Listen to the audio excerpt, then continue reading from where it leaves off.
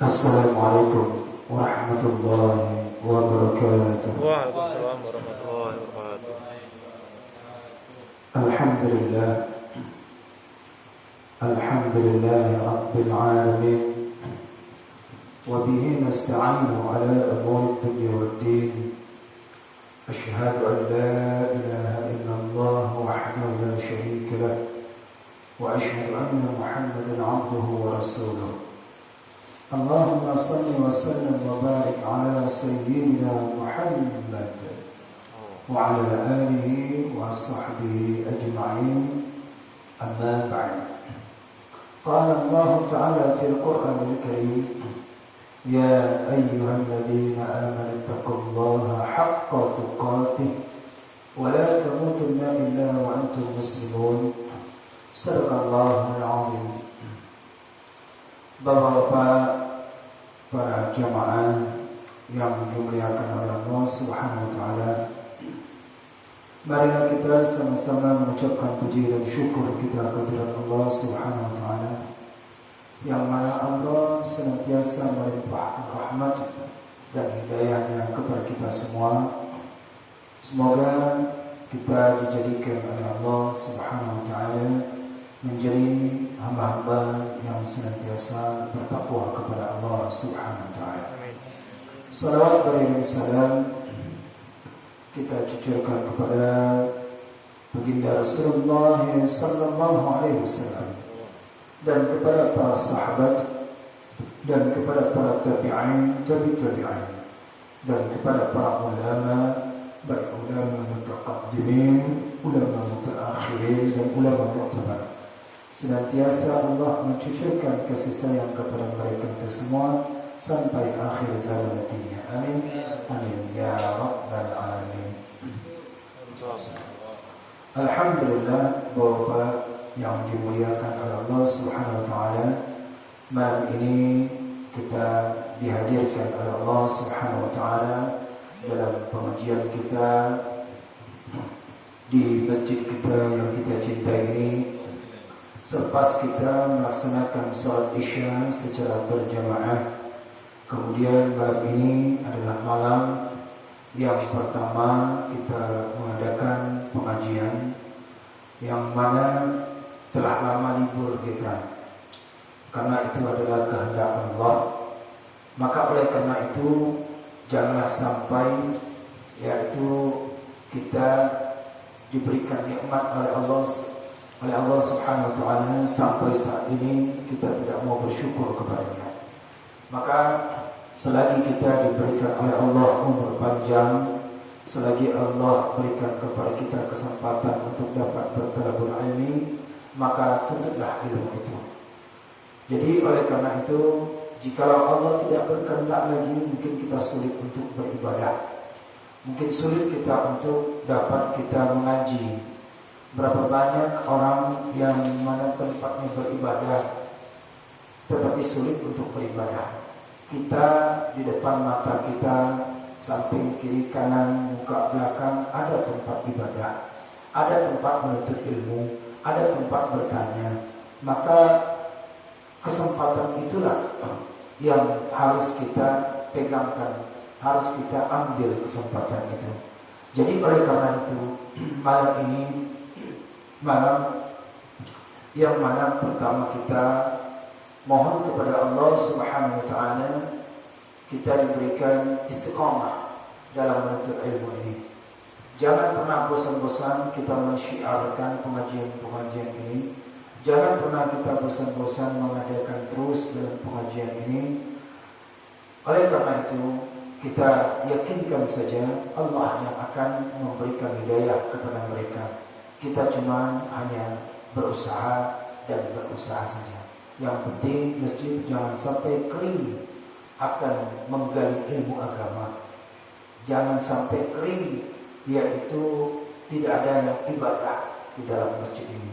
Semoga dengan majelis yang mulia ini, mudah-mudahan Allah jauhkan kita daripada segala mara bahaya. Amin. Ya Rabbal Alamin. Baik, terima kasih kepada Pak Sigit dan bapak-bapak lainnya yang telah ikut serta mendukung dalam pengajian ini.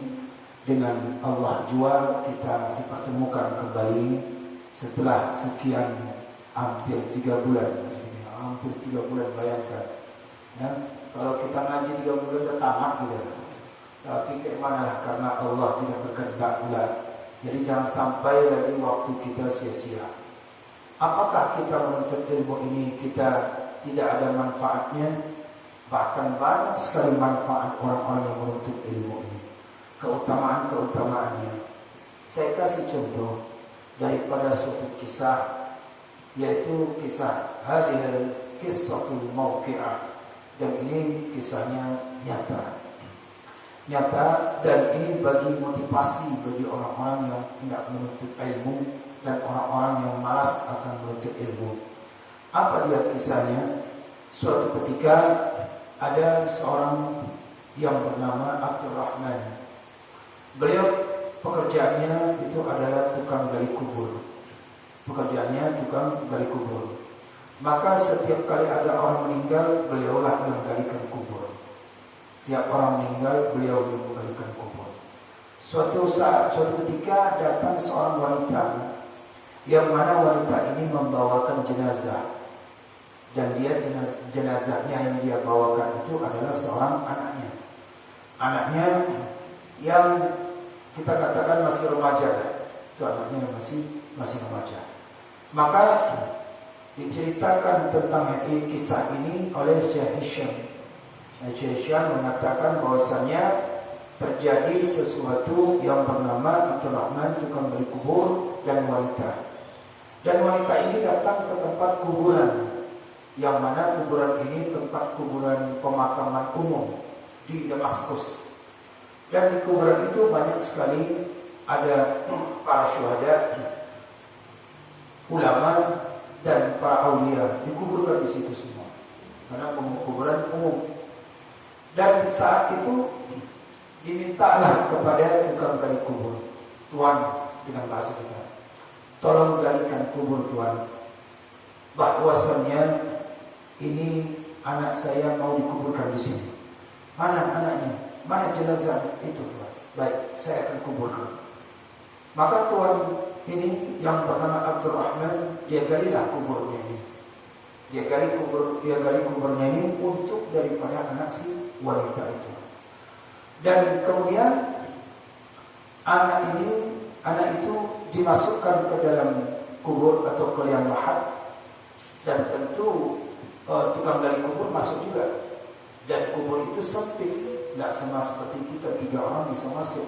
Tapi kalau di depan di sana 1 orang yang masuk dengan pakai tangga, masuk pakai tali, pakai tangga. Dan saat itu masuklah daripada jenazah ini, dan orang tukang gali kubur ada di dalam, dia masuk. Saat diletakkan jenazah ini, maka yaitu tukang gali kubur ini dia melihat di dalam kubur itu ada taman surga. Dia lihat ada taman surga. Spontan tukang gali kubur ini pingsan. Kenapa dia pingsan? Pertama, dia yaitu melihat daripada taman surga dari kubur si anak jenazah. Dan dia lihat daripada jenazah ini dibawa oleh para malaikat, dibawa oleh pingsan. Dan setelah pingsan ditunggu beberapa saat oleh yang punya jenazah, ibunya, dan orang-orang yang membawanya. Ibaratkan seperti inilah orang yang membawakan jenazah. Nah, ini orang 1, 2, 3 juga bisa dihitung. Macam ngaji nih, ngaji. Biasanya kan rame, ya. Apalagi nak membahas tentang kurban, tapi orangnya tak ada. Ya. Yang kurbannya, yang gajah-gajah nanti ketika itu saat dia tak tahu ilmu. Jadi oleh karena itu dibawalah jenazah itu, dibawa jenazah, dimasuk, ditanya dia, Tuan, kenapa engkau pingsan saat dia siuman? Dia ceritakan ini begini, dia ceritakan hal ini. Maka tidak percayalah yang para yang lain semua itu. Kenapa? Karena mereka beranggapan tuan gali kubur ini yang bernama Abdurrahman itu ketimbangan jenazah. Tidak. Mungkin pula masa kuburan seperti di dalam taman surga terus jenazah dibawa pergi oleh ini. Iya, maka akhirnya begitu saja berlalu, dia tidak percaya, maka laki-laki ini pun mungkinlah saya berimajinasi katanya. 3 bulan kemudian, menurut daripada Syekh Hisham menceritakannya, datang wanita ini lagi, dia membawa jenazah.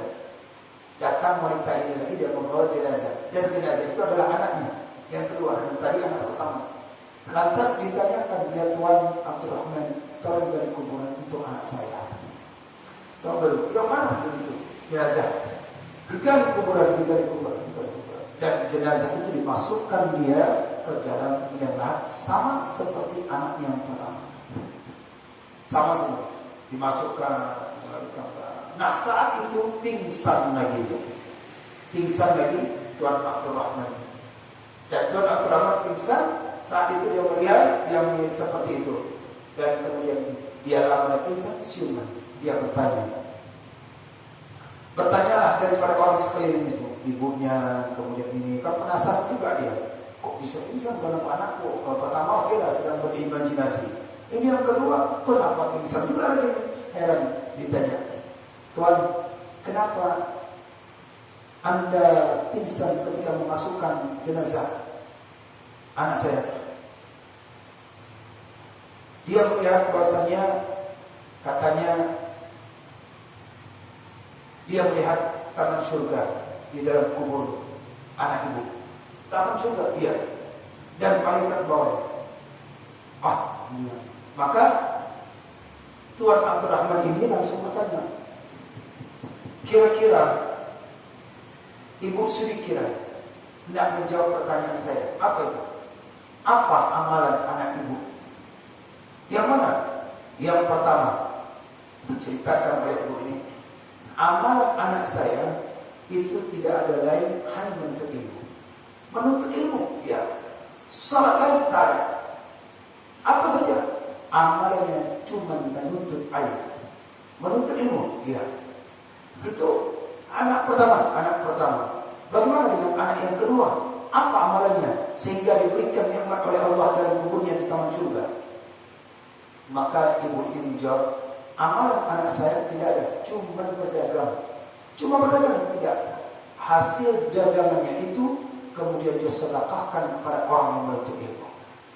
Maka saat itu mendengar kalimat yang disampaikan ibu ini, Tuan Abdurrahman yang mana usianya sudah lanjut, dia bergegas langsung pergi ke tempat Masjid At-Taubah, di mana tempat ayahnya Syekh Hisham, ya, yaitu Syekh Burhan. Dia menanyakan, Tuan, saya hendak mau belajar menuntut ilmu agama. Kamu mau belajar menuntut ilmu agama, sementara umurmu sudah 50 tahun, hampir 60 tahun. Saya tidak peduli, saya ingin menuntut ilmu agama.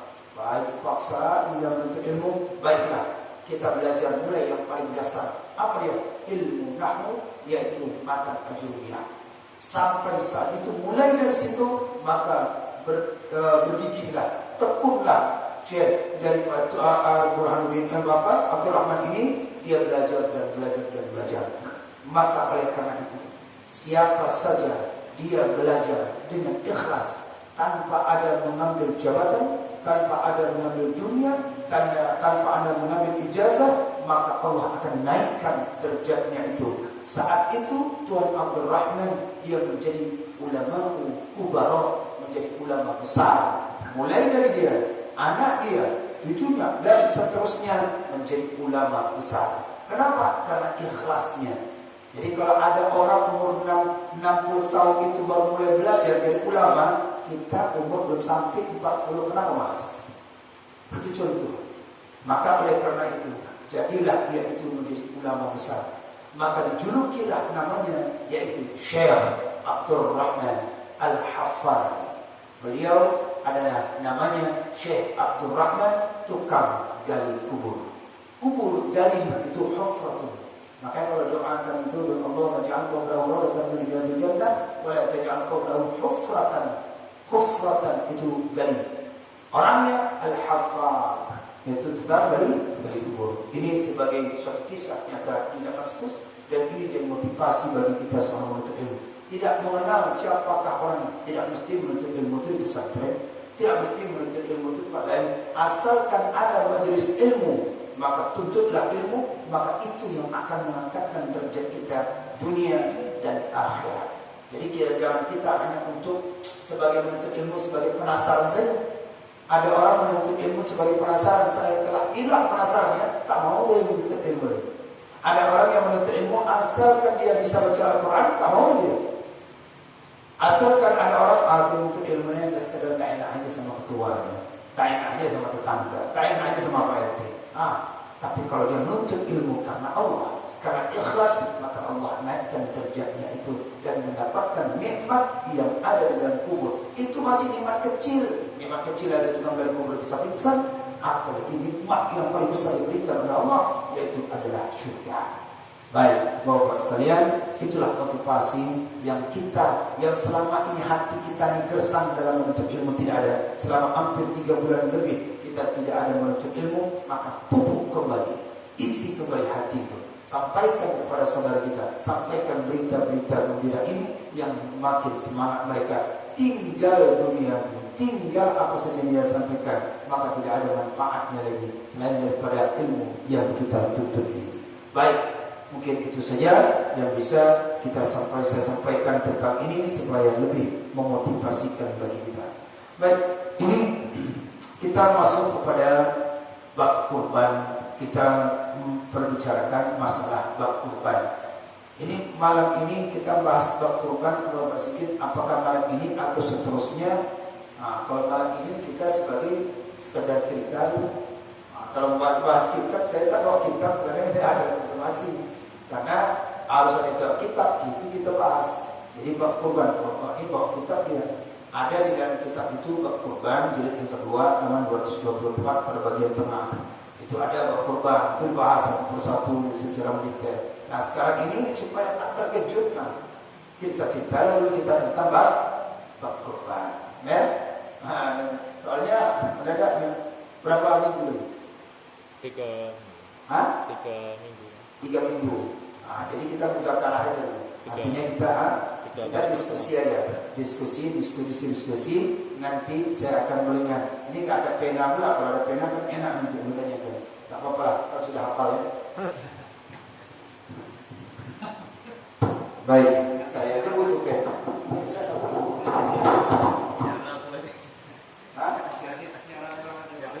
Nggak seru. Tangan kitanya nggak bermanfaat. Itu banyak pahala. Ini dia. Itu yang FD-nya banyak pahala.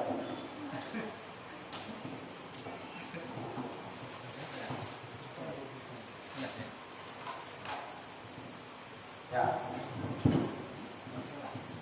Pak Adi, atas daripada kesepakatan daripada orang yang di sini membahas tentang bab kurban, atas persetujuan Pak Sigit, karena yang hadir pun rapat banyak, bukan kayaknya gembira dia. Tapi itulah dihadirkan Allah. Jadi nggak apa-apa. Yang penting jangan nyalakan ketika sudah disepakati di sini, yang di luar jangan nyalakan. Salah sendiri kenapa ngaji? Ya kan? Nah ini karena di sini. Baik, diminta Mas. Saya segan nih, Pak Menteri Sumarno lagi. Kenapa nggak dari dulu? Kenapa nggak dari dulu ya? Jadi enak ya kan? Nah, ini nggak menghapus-hapus saja. Jadi tak apa-apa. Baik, ini kita membahas tentang daripada berkurban. Gimana masalah?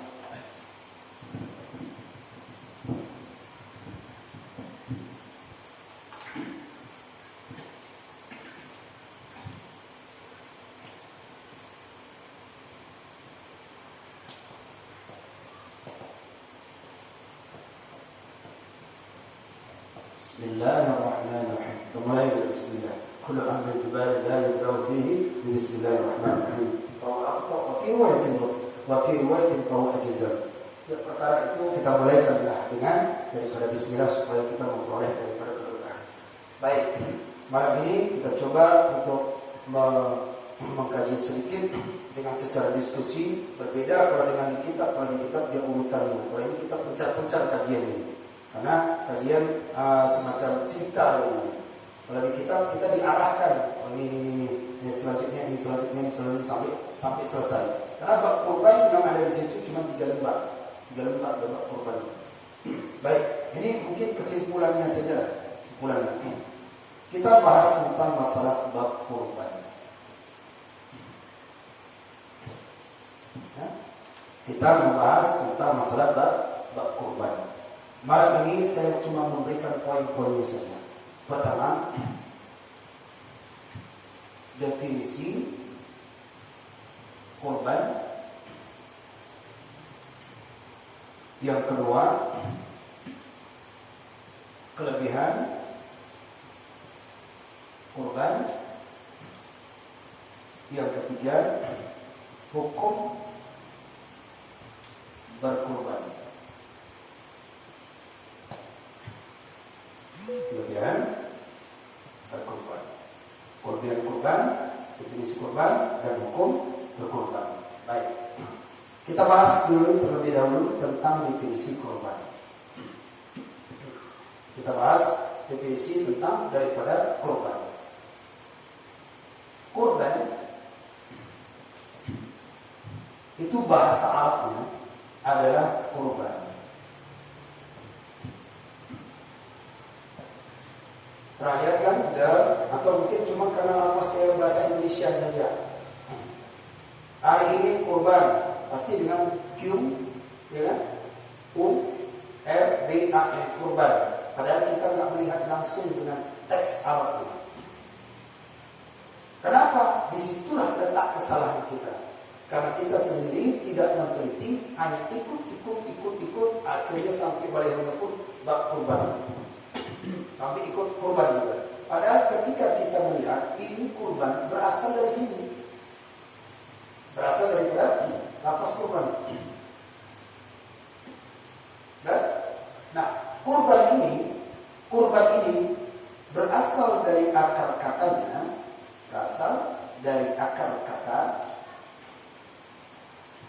akar kata. Apa di akar katanya? Itu adalah korban.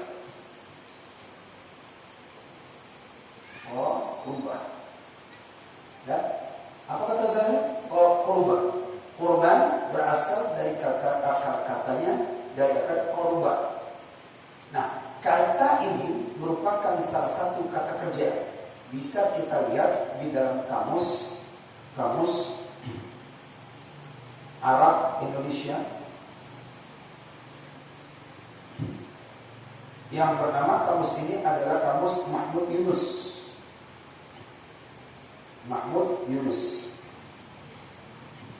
Boleh dicari, ya. Ini daripada akar katanya. Nah, kita lihat dulu daripada akar katanya, baru kita akan tahu. Sudah?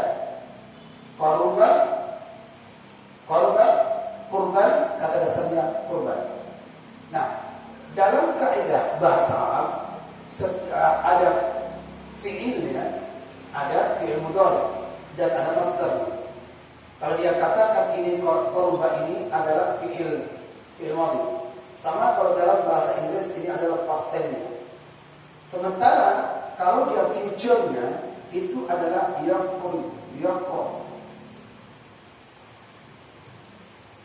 Ini yaitu dengan future, berarti menyatakan sedang atau akan. Ya. Di sini dia korban, yaqrabu kurban.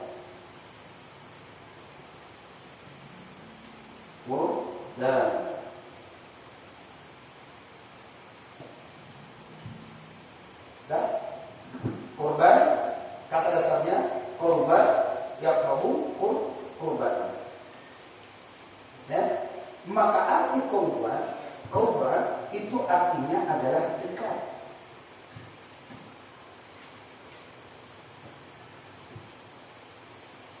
Jelas? Artinya adalah dekat. Maka ketika orang yang mempunyai teman, ada teman karib, teman karib itu artinya adalah teman dekat. Jadi salah betul ada orang yang mana diartikan itu sebenarnya bab kurban itu adalah bab binatang ternak, tidak, ini bab kurban. Dan ini usaha kita untuk membiasakan, karena dilihat masyarakat kurban. Padahal bukan itu. Cari lihat di kata kitab-kitab fikih baik yang kecil maupun yang tebal dan tipis maupun besar, tidak ada namanya berkorban. Hanya dilapas di bahasa saja. Tidak ada. Nah, sekarang kita carikan daripada korban. Korban, akar kata korban, ya korban. Korban ini dia disebut fi'il madhi, past tense. Ini dia disebut dengan fi'il mudhari, future. Ini disebut dia itu adalah masdar. Berarti ketemunya dari sini.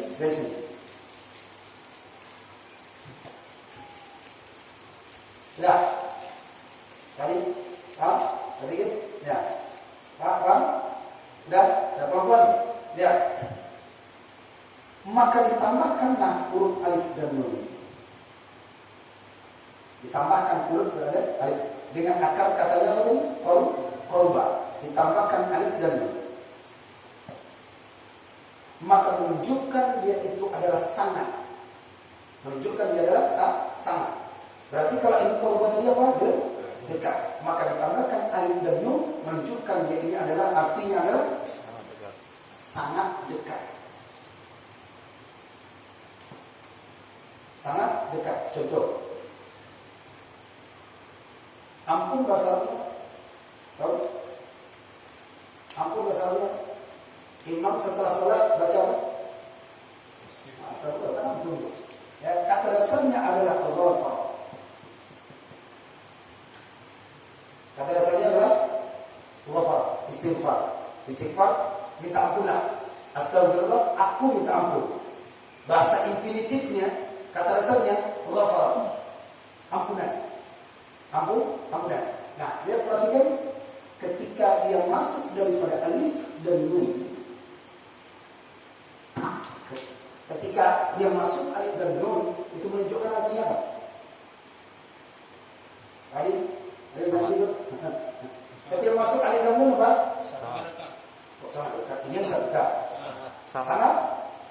Sangat. Ampun, minta ampun. Sangat banyak ampunan.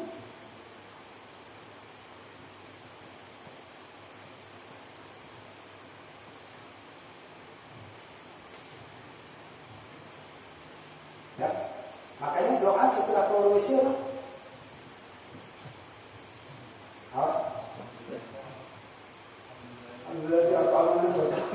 Itu doa setelah makan. Masuk WC? Masuk WC? Allahumma ini a'udzubika minal khubuthi wal khaba'ith. Paham belum ni? Obat. Allahumma inni a'udzubika minal khubuthi wal khaba'ith. Artinya apa? Sesungguhnya aku mohon perlindungan daripadamu ya Allah minal khubuthi wal khaba'ith. Apa ini? Kita fikir dulu.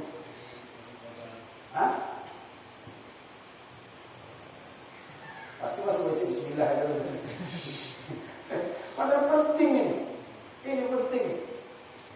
Ya, ini artinya setan laki-laki dan setan perempuan.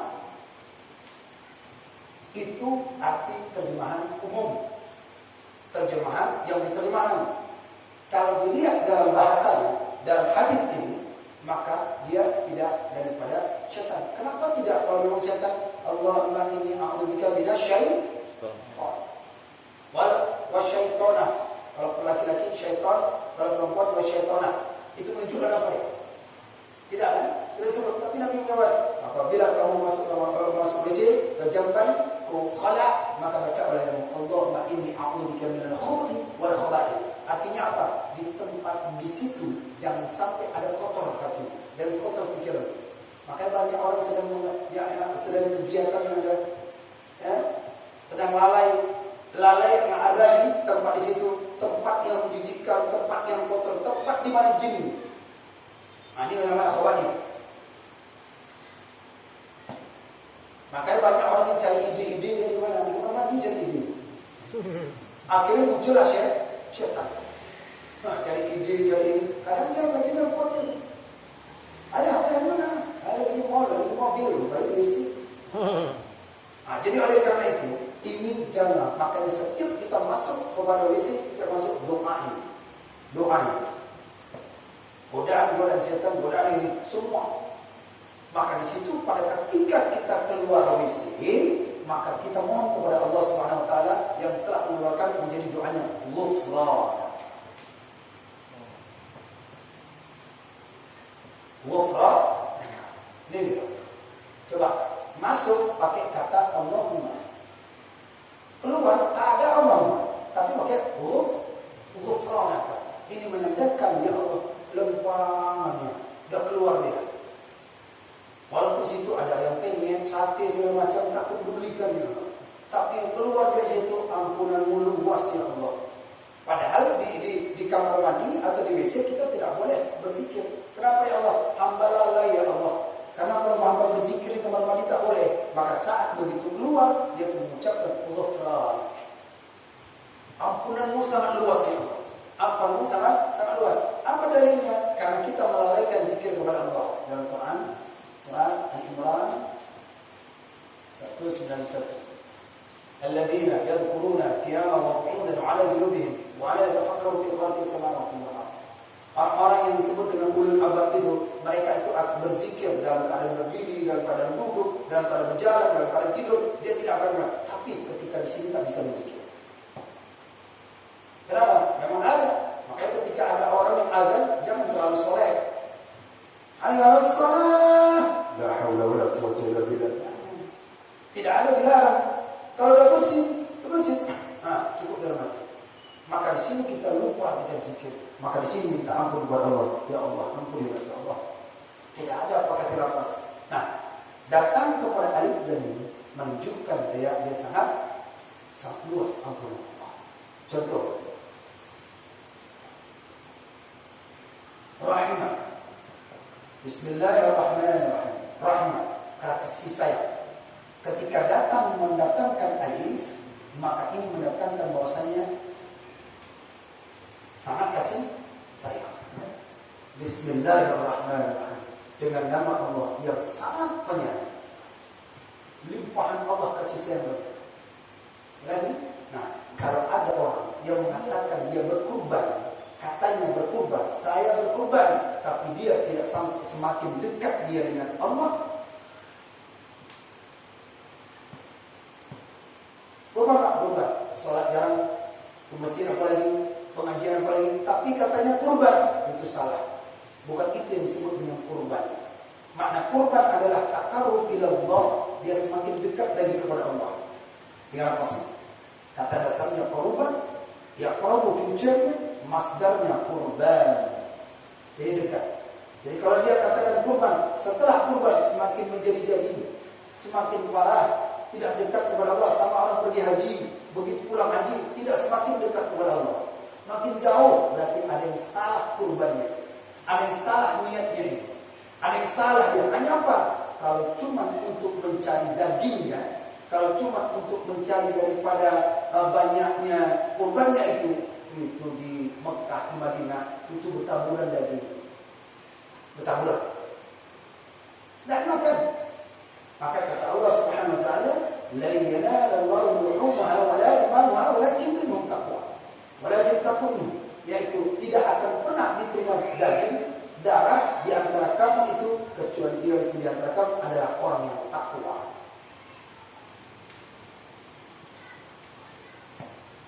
Kalau ada orang yang berkorban tapi takwanya tidak semakin meningkat, ada yang salah, yaitu tentang daripada korbannya.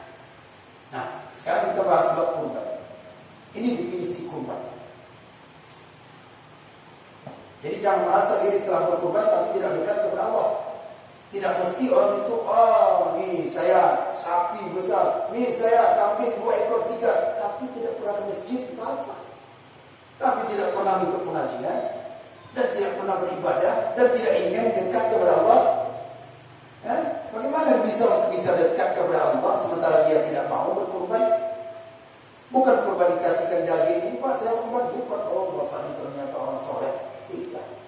Nah ini dia artinya definisi kurban.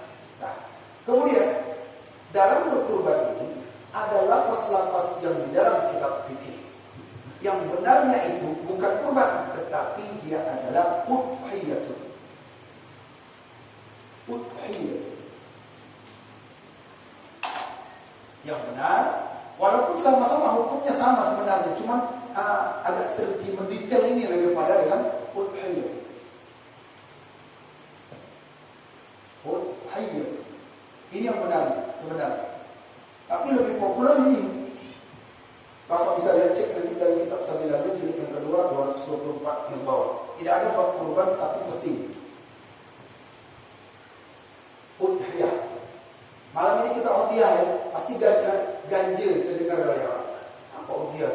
Kalau kurban tahu ya, tapi udhiyah padahal yang sebenarnya inilah udhiyah. Oke? Sekarang ini sudah paham? Definisinya sudah ya?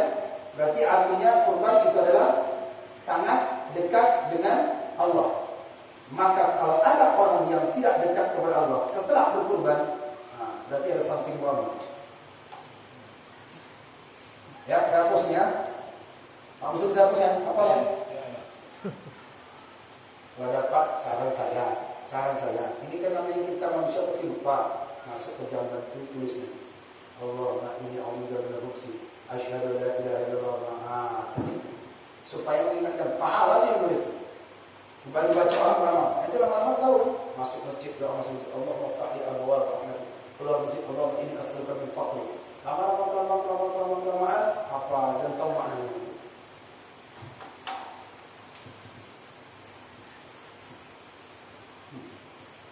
Susah nih. Tugas Pak Guru. Jelas ya? Oke, kita nih ya. Sekarang kita pecahkan ini dari akar katanya. Kita pecahkan. Tadi kurban, kita pecahkan. Sekarang tidak. Tadi kurban, sekarang lafaznya sama dengan dia. Dia kurban juga. Dia kurban juga, tapi berbeda. Nah, udhiyatun ini berasal dari kata dasarnya dhahwah. Dhahwatu.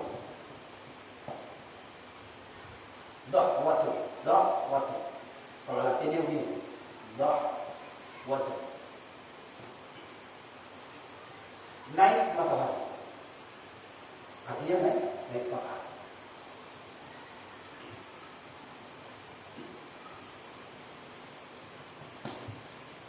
Orang setelah dia sholat subuh, ketika isyraq itu doa sholat isyraq, dia itu naik apa dia? Sebut sholat apa? Duha. Sholat duha. Sholat duha.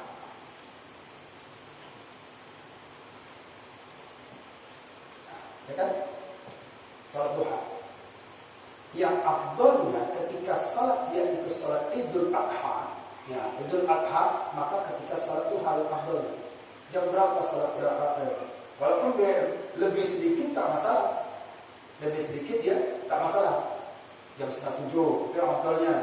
Jam 7 lewat, jam 7 berarti kita jam 7 umumnya saja. Berarti dia masuk dalam kategori naik matahari atau daripada duha. Nah ini dasarnya. Makanya waktu duha ini kita sejak ini naik matahari. Salat dia duha. Ya, perhatikan. Ketika dimaknakan di dalam kitab-kitab apa saja kita fikih, main dasar sampai kitab yang kita kajikan selama ini, maka ini lafaznya babul udhiyah. Babul udhiyah. Tidak ada namanya babul kurban, tak ada. Babul udhiyah. Apa arti babul udhiyah itu? Ya. Udhiyah itu saya tulis biar tahu nanti. Ini artinya adalah ismun ma yudbahu. Ismun ma yudbahu min an-na'am yawma 'Eid an-Nahr. Yawma 'Eid an-Nahr wa ayyam tashrik.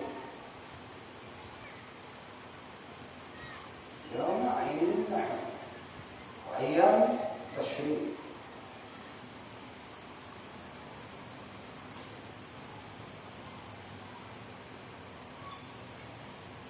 Taqarruban ila Allah.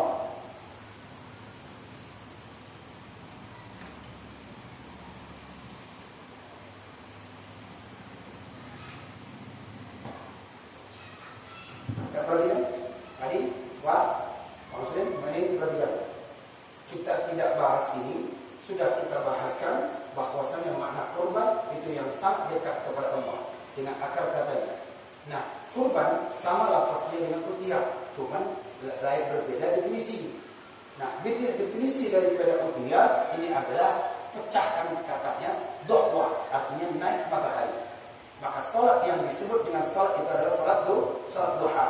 Maka makna daripada udhiyatun ini adalah ismun, suatu nama, ma yudbahu, barang yang disembelih, minan na'ami, daripada binatang ternak, onta, sapi, kerbau, kambing, biri-biri, barang yang disembelih daripada binatang ternak. Kapan ini disembelih? Yauma idin nahri, hari Nahar, atau disebut dengan Idul Adha. Wa ayyami tasyrik, wa ayyami tasyrik, pada hari-hari tasyrik 11, 12, 13. Wa ayyami tasyrik. Tujuannya disembelih ini binatang ini untuk apa? Taqarruban ila Allah. Apa dia? Apa dia? Karena mendekatkan diri kepada Allah.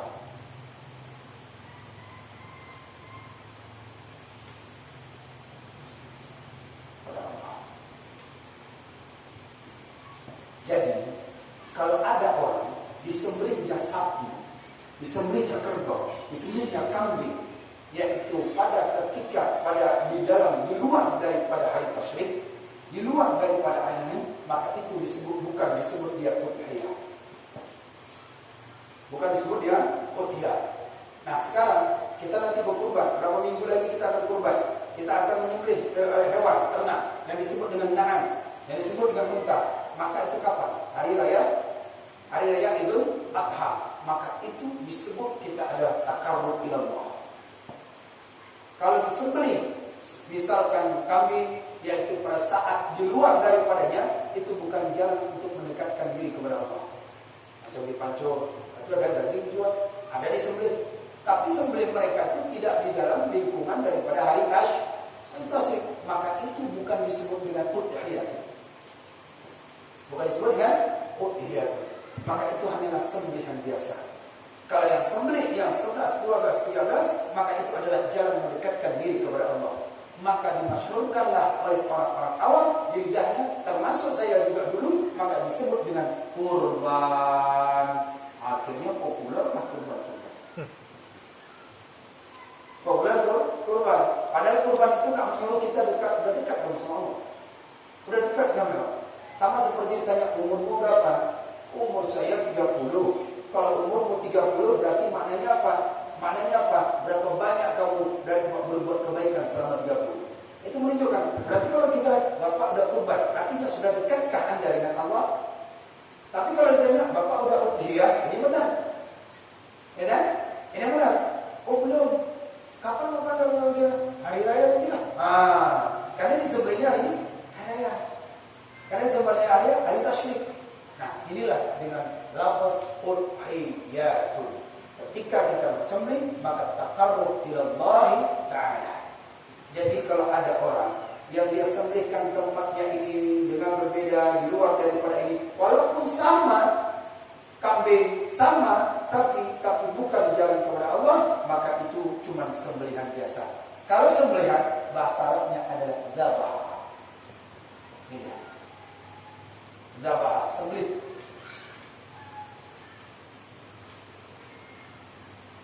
Disembelih. Kalau udhiyah itu namanya binatang ternak yang disembelih. Binatang ternak yang disembelih. Selain daripada binatang ini tidak boleh. Selain binatang unta, sapi, kerbau, kambing, biri tidak boleh. Ya, walaupun ada binatang ulama sudah kecil itu sebagai perbandingan juga. Jangan sampai enggak. Itu bab yang lain kita. Ini kita cari definisi dulu. Setelah kita paham bab kurban, baru kita bab udhiyah, barulah kita memahamkan ini. Sampai di sini, ini paham? Jelas? Mari, baru satu ini dan baru satu, berapa? Baru satu nih, ya. Baik. Sekarang kita cari ini daripada yang tentang definisinya, kita langsung kepada ayat. Kita langsung kepada ayat tentang masalah kurban. Buka Quran surat Al-Kautsar, yaitu ayat baca tadi Al-Kautsar tadi benar.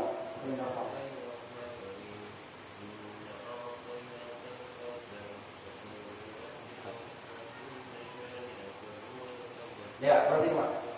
Inna a'tayna kal-kautsar.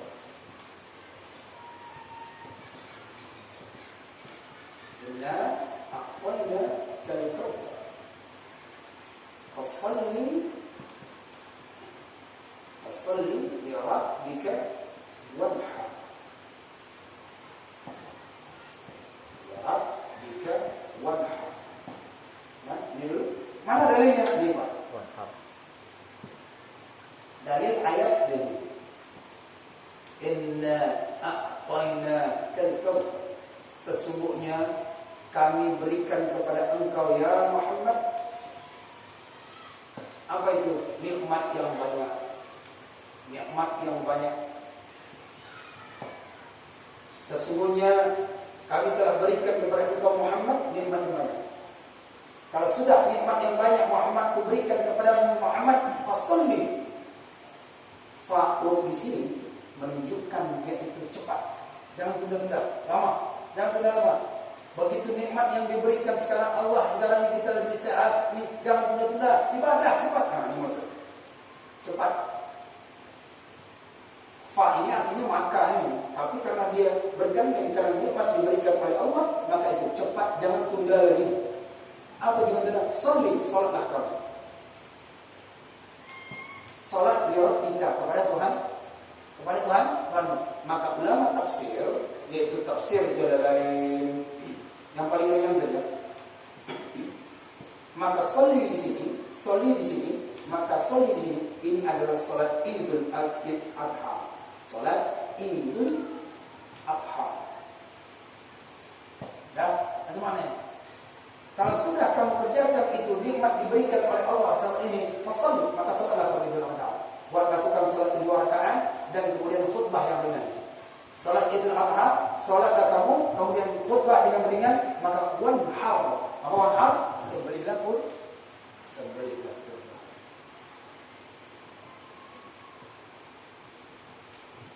Sembelihlah sesuatu yang bisa mendekatkan kamu kepada Allah. Nusuk. Nah, ini dalilnya. Sebelum ijma ulama, sepakat ulama, ayat ini sudah ada. Sudah diamalkan. Maka sepakat ulama inilah tentang dalil ayat yang tentang daripada yaitu daripada berkurban. Baik, paham? Kita masih bahas ini. Enak kalau kau tulis yang besar. Ini yang kurang besar, kurang panjang. Bisa jadi ini.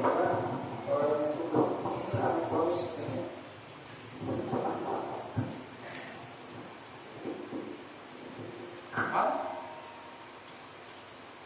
Santai.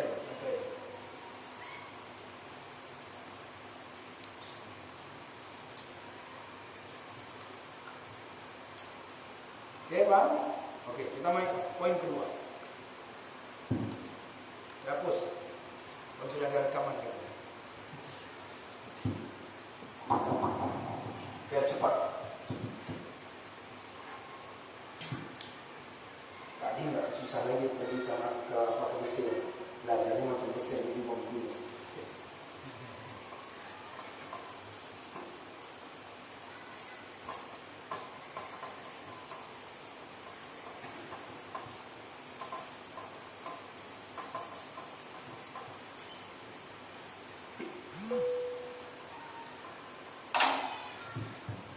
Yang kedua,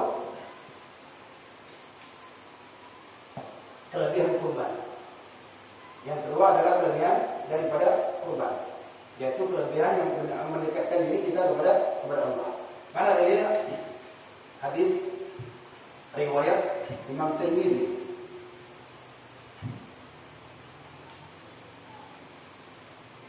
Hadis riwayat Imam Tirmidzi, dan hadis ini dikutip oleh ulama besar, dinukilkan, dikutip ulama besar dalam mazhab Syafi'i. Banyaknya, termasuk dalam kitab Iqna, termasuk dalam muhadzab. Salah satunya saja yaitu mazhab Syafi'i, kitab Syarqawi, Tuhfah Syarqawi al-Tahrir, Syarqawi al-Tahrir. Beliau ambilkan hadis ini, yang riwayat ini, nanti saya tuliskan hadis ini, beliau ambilkan daripada hadis riwayat, kemudian beliau letakkan di dalam kitab beliau yang bernama Syarqawi al-Tahrir. Jadi yang kedua, halaman 235, yang bagian di dalam beliau katakan apa? Qala Nabi sallallahu alaihi wasallam, berkata Nabi sallallahu alaihi wasallam, Nabi sampaikan, ma amila ibnu Adam ahabbu ila Allah Ta'ala min iraqati ad-dam. Saya panjang tulis, ma amila ibnu Adam ahabbu ila Allah Azza wa Jalla min iraqati ad-dam.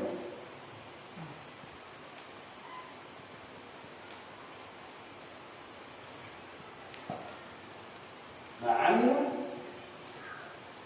ibnu Adam ahabbu ila Allah Azza wa Jalla min iraqati ad-dam. Ya, ma artinya tidak. Ma manafi juga bisa, la juga tidak, ma. Ini dalam kaidah ilmu tata bahasa Arab.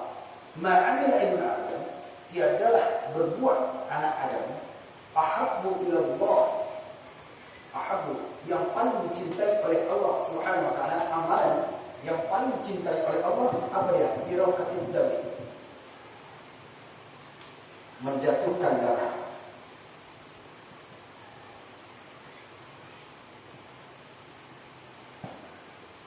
Innahu lata'ti yawmal qiyamati, seterusnya, dan nanti pada hari kiamat itu akan dikurumiha wa azlafiha, kukunya itu tadi, menjatuhkan darah itu tadi, yaitu kukunya, kemudian rambutnya, maka itu akan menjadi qabla ayyaqa'a al-ardh, sebelum jatuh tetesan darahnya maka ke dalam bumi, maka Allah ampunkan dosanya. Sebelum jatuh tetesan darah, qabla ayyaqa'a al-ardh, maka di situ mereka mengampun, ya Allah, ampunkan sepulan yang berkorban, ya Allah, ampunkan, sampai belum jatuh tetesan darah itu disembelih, Allah Akbar, maka di situ dan malaikat berdoa kepada. Apakah itu sampai di situ saja? Mari sebutkan fatibu biha nafsan, maka kamu berikan, sedekahkan kepada Allah dan nikmatkan oleh kurban itu. Maksudnya, nah ini kelebihan tentang masalah daripada kurban. Kemudian apakah ada kelebihan daripada di antara kelebihan kurban ini? Ya, kata Nabi sallallahu alaihi wasallam yang diriwayatkan Zaid bin Arqam.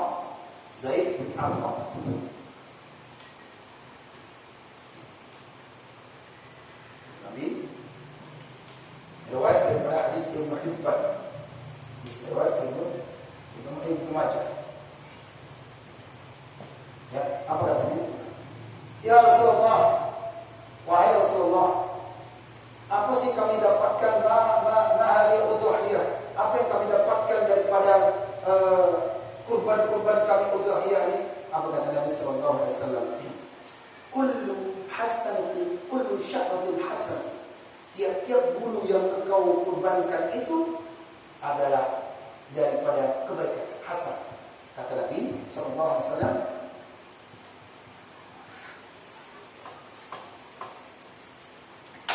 ya Rasulullah, apa sih yang kami dapatkan daripada kurban ini? Kullu sya'ar hasan.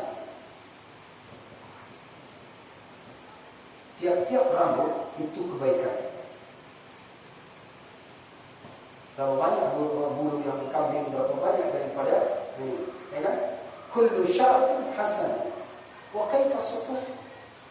Langsung sahabat bilang, ya Rasulullah, bagaimana dengan bulu halusnya?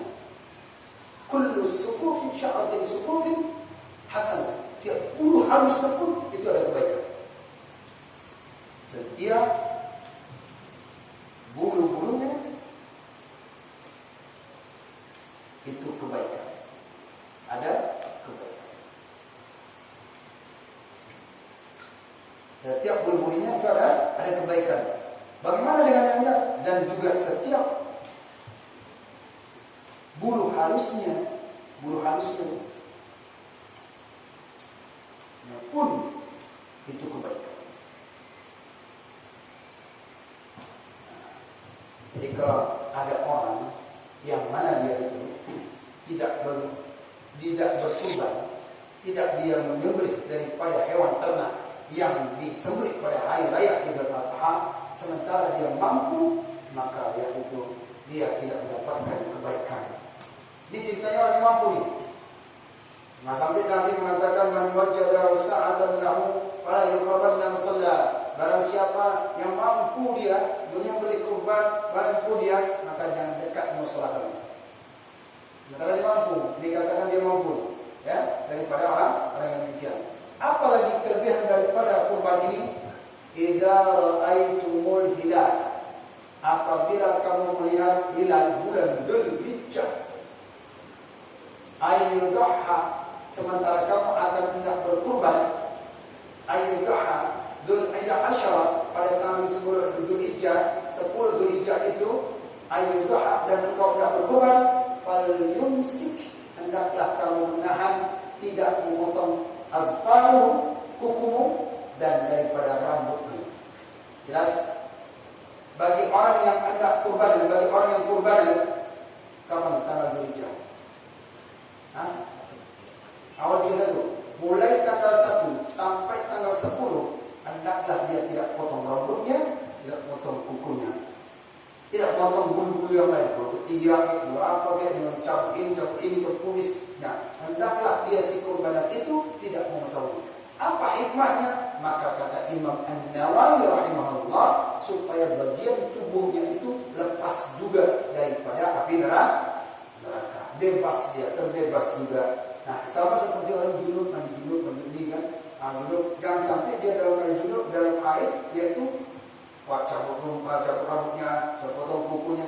Khawatir itu belum suci. Begitu juga dengan daripada orang yang sedang dalam keadaan dia itu berkorban, sebaiknya jangan, walaupun dipotongnya, tak masalah, cuma makruh. Dia tidak mendapatkan faedah itu tadi. Faedah yang lain terbebaskan daripada yaitu anggotanya, tubuhnya daripada neraka. Sementara kukunya ini, nah itu mesti tersiksa. Ini kuku siapa ditinggal? Disiksa. Gitu. Ya, kalau dapat juga terbebas daripada api neraka. Ini kelebihan. Sampaikan kepada orang-orang yang tidak berkorban untuk kebaikan ini. Kalau dia tidak mau, ya udah, tidak masalah. Yang penting sebaiknya jangan penting kuku yang ini. Apa mesti wajib? Tidak wajib. Cuma itu adalah kebaikan. Fadilahnya begitu. Fadilah adalah orang yang berkorban. Paham? Itu mulai tanggal 1 Dzulhijjahnya. Ya, begitu idza ra'aitum hilal Dzulhijjah, begitu masuk kamu dah mulai tanggal 1 Dzulhijjah sampai daripada tanggal 10. 10-nya kan berarti menyembelih kurban. Nah, begitu sudah disembelih, baru terserah. Mau gundul gitu. Ya, yang enggak tahan dia ribu yang rambut udah adalah gatal ya. Tapi tak mungkin pula dia tanggal 1 cepat berkeder mungkin sampai situ. Otomatis kan sebelumnya itu dia potong duluan kukunya. Nah, kalau dia lakukan demikian, maka dia mendapatkan pahala. Itu kata siapa? Bukan saya yang katakan, Imam Nawawi, ahli hadis, ulama hadis, pengarang kitab Riyadhus Shalihin, pengarang kitab Al-Ma'in, pengarang kitab Al-Majmu'. Beliau mengatakan dalam kitab beliau. Jelas?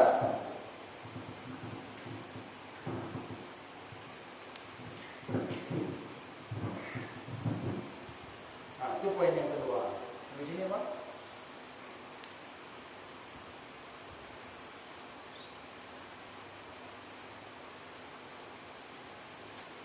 pembahasan saya tak cukup orangnya sendiri.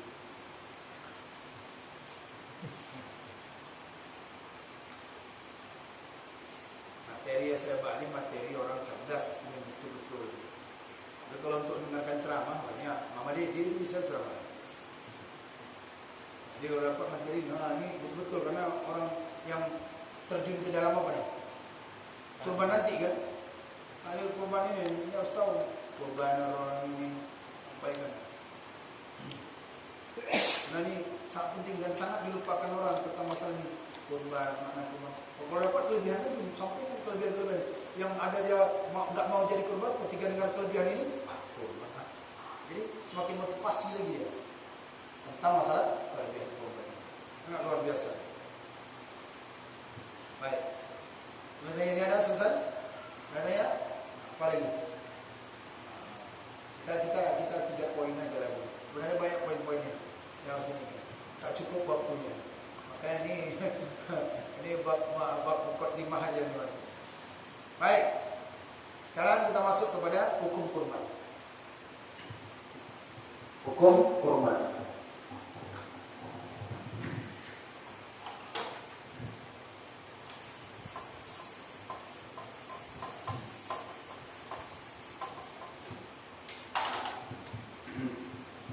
Hukum kurban berselisih pendapat ulama.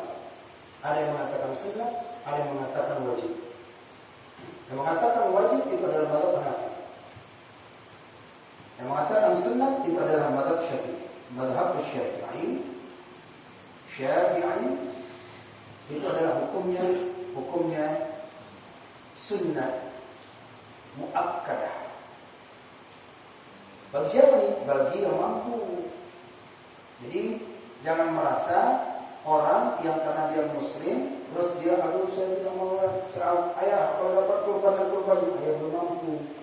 Yang disuruhkan di situ adalah orang yang mampu. Kalau mampu kita ya kita kurban, kalau tidak mampu orang itu kurban. Maka hukumnya adalah daripada sunnah muakkadah, sunnah yang dikukuhkan, yaitu di dalam daripada muakkadah, sunnah yang dikukuhkan, sunnah yang dikuatkan bagi orang yang mampu. Bagi orang yang tidak mampu, maka tidak dia kurban. Karena kalau dia nanti berkurban, seolah nanti jadi wajib. Dia jadi wajib, dia dipaksa. Padahal hadis tadi ada, idza ra'aytumul hilala dzilhijjah. Apabila kamu melihat daripada anak bulan dzilhijjah, maka kamu berhentikan, maka janganlah kamu memotong daripada. Itu menunjukkan sunnahnya. Tapi bagi Nabi wajib. Bagi Nabi wajib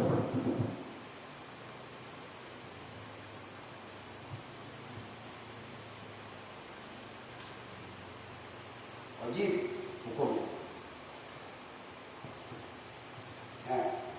Nabi berkurban nggak Pak? Bapak berkurban nggak? Nabi berkurban ya? Berkurban berapa kurban? Banyak. Hah? Berapa? Hah? Nabi berkurban? Kurban Nabi 100 unta. 63 beliau sendiri yang menyembelih.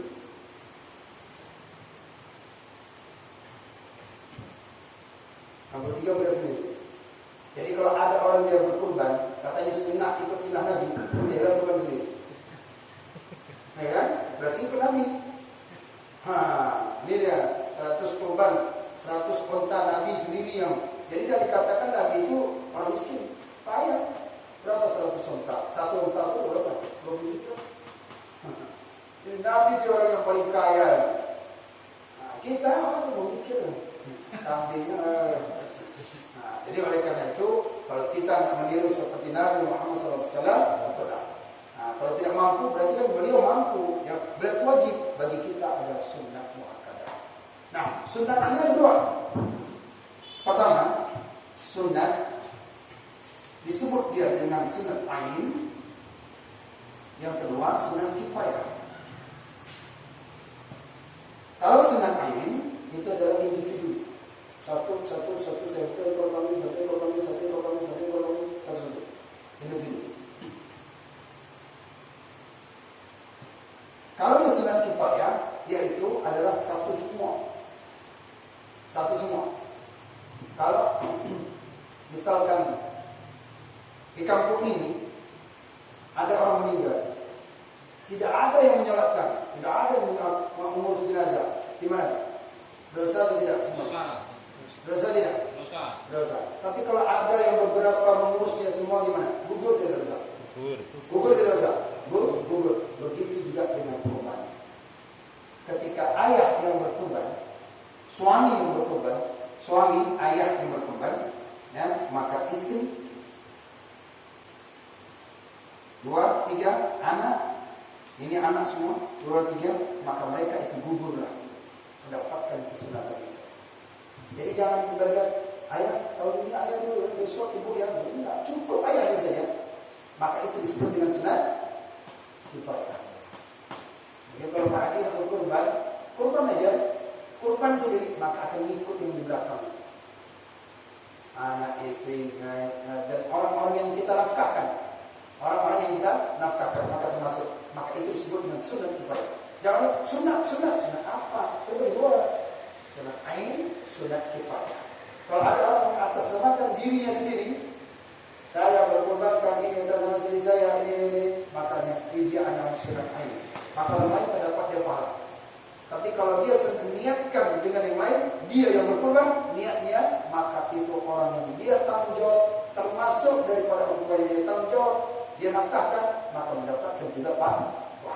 Inilah hukum tentang masalah daripada kurban. Ini singkatnya saja.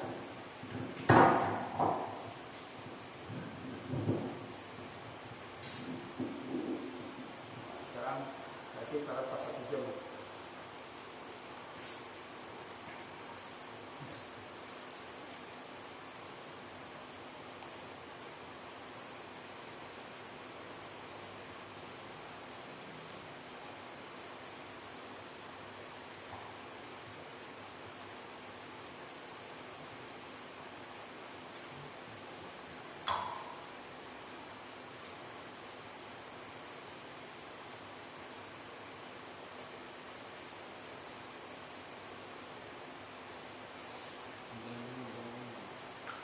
Silakan, ada yang mau tanya?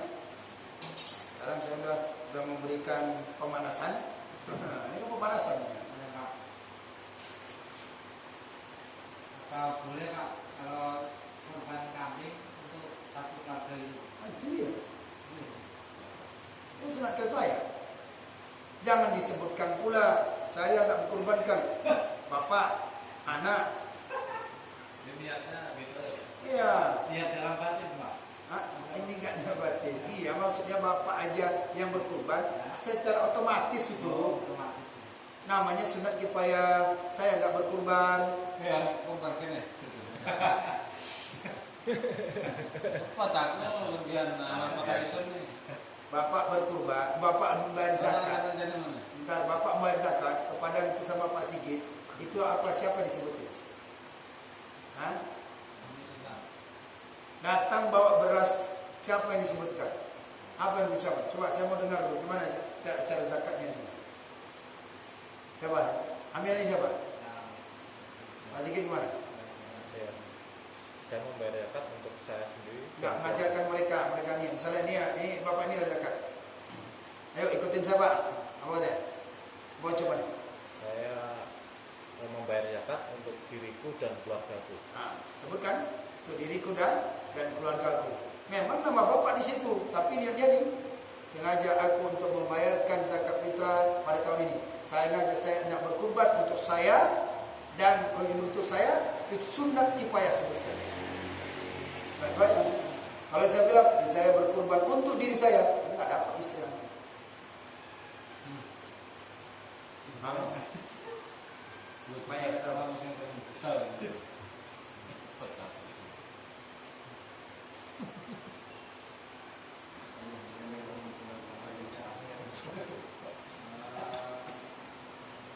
ini Pak, kalau sekarang saya ini kan sama orang tua saya belum diangkat.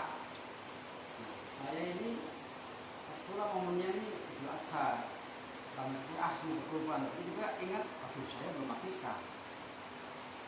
Sedangkan yang pernah saya dengar tuh dari mana dengar? yang Nah, dari mana dengar? Dari saya coba. dari info yang informasi yang di masyarakat gitu kan. Di mana masyarakat mana? Harus akikah dulu baru Betul, korban. Iya, harus jujur, harus jelas gitu. Harus akikah dulu baru korban. Nah, berarti kan nggak jelas tuh. Sedangkan usia saya udah besar ini udah punya anak gitu. Iya. Itu alat sebaiknya gimana Pak? Apakah memang harus akikah dulu atau berkorban dulu? Nah itu tadi yang saya bilangkan tadi itu bahwasannya tidak jelas informasi yang mana. Tapi kalau dibilang dari informasi ada nih ada itu enak kita kaji kan. Nah, tapi kalau sebagai masyarakat Mulut aja ya. mulut siapa ini? Mulut siapa? Saya jelas loh nih. Yang mengatakan ini, mengatakan ini. Nah itulah. Nah sekarang informasi yang dari masyarakat gimana? Kan nggak bisa dipegang, ya kan? Nggak bisa dipegang kan? Berarti nggak jelas tadi kan? Nah, andai kata ketidakjelasan, kita merujuk kepada apa hukum sebenarnya pada ketika kurban itu. Hari raya kurban atau udhiyah itu kapan disembelih? 11. Saya ulang ya, kita ulang. Kapan disembelih Pak? Ayo. 12, 13. Ya, maksudnya kapan itu disembelih? Kapan disembelih? Bukan 11, 12, 13. Yaitu hari nahar, hari raya tash. Jangan 11, 12, 13, 12 apanya? 11, 13-nya. Hari tash. Nah, sekarang itu ada itu daripada kurban. Nah, ada udhiyah, binatang ternak itu disembelih dia hari itu. Dibagikan kepada fakir miskin itu dalam keadaan apa? Masak mentah. Dalam keadaan mentah. Nah, kemudian ketika dia berikan dia kurban hewan binatang ternaknya itu yang tidak sembelih, yaitu dilakukan dia setahun sekali atau dia itu berkali tiap-tiap tahun.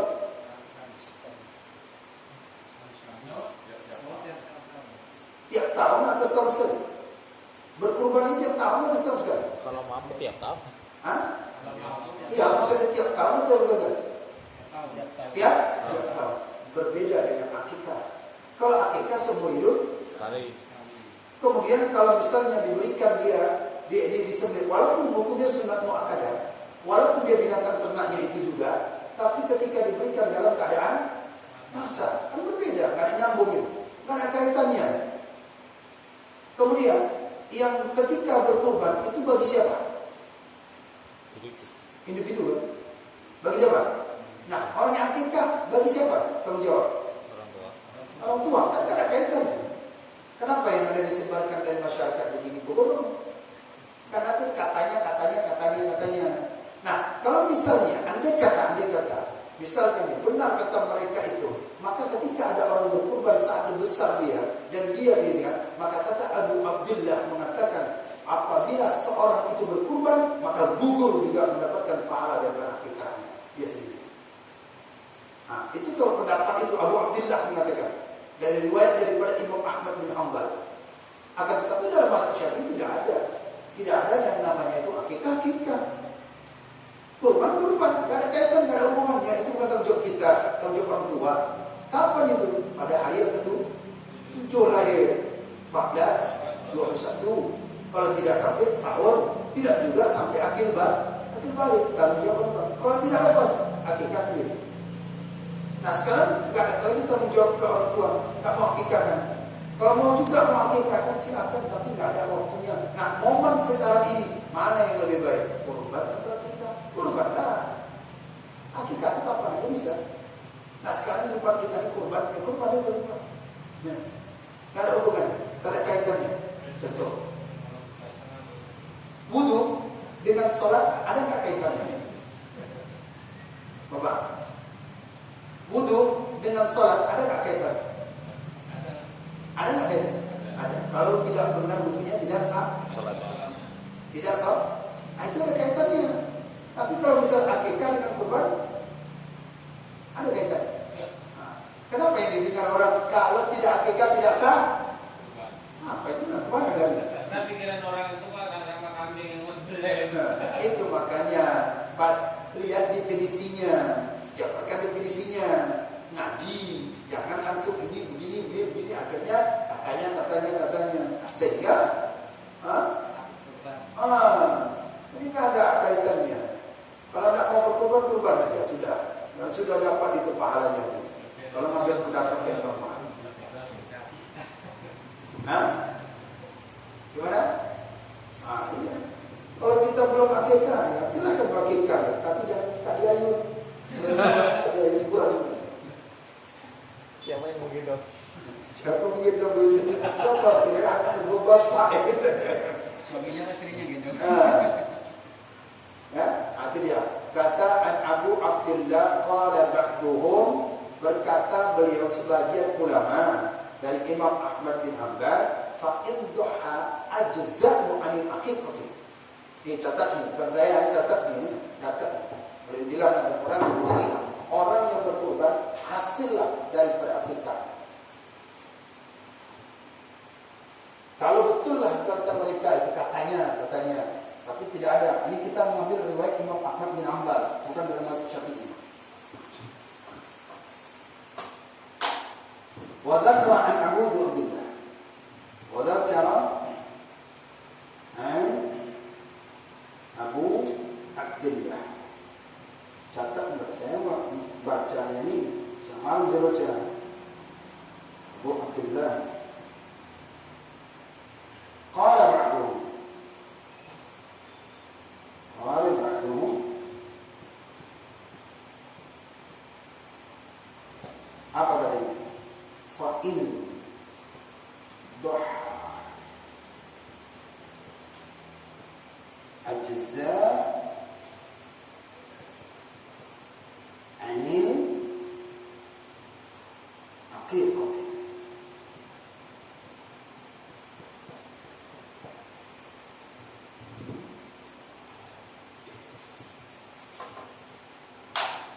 Diriwayatkan daripada Imam Ahmad.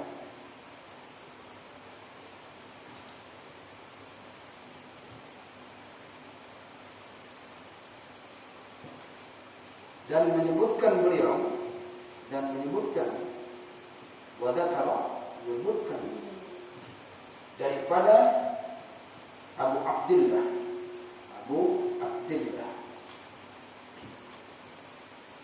Qala ba'duhum, berkata sebagian ulama,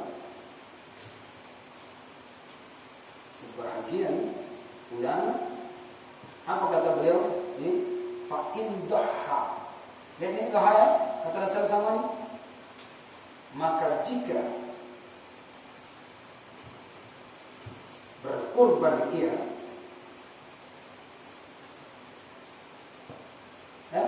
lihat fa in duha, maka jika berkurban ia, ajza'a niscaya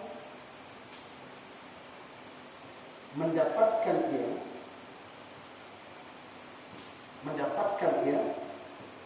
anil aqiqah, apa dia?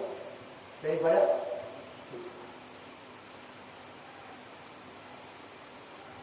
walaupun ini bukan pendapat di kalangan mazhab Syafi'i, tapi beliau mengatakan apabila ada orang berkorban, hasillah dia itu gugur daripada akikah. Dalam mazhab Syafi'i tidak ada kaitannya. Jadi tidak ada hubungannya ketika seorang mau, tak sah kalau sudah berkorban. Tak sah, tidak ada hubungannya. Kecuali wudhu sama tadi sholat. Wudhu kalau misalnya batal dia wudhunya, sholat dia tidak sah. Ada kaitannya. Toharah dengan daripada wudhu.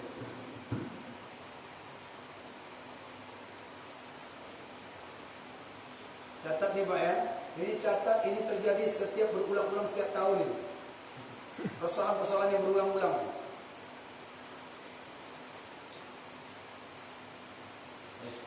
Itu aja itu kan. Nanti muncul lagi masalah itu.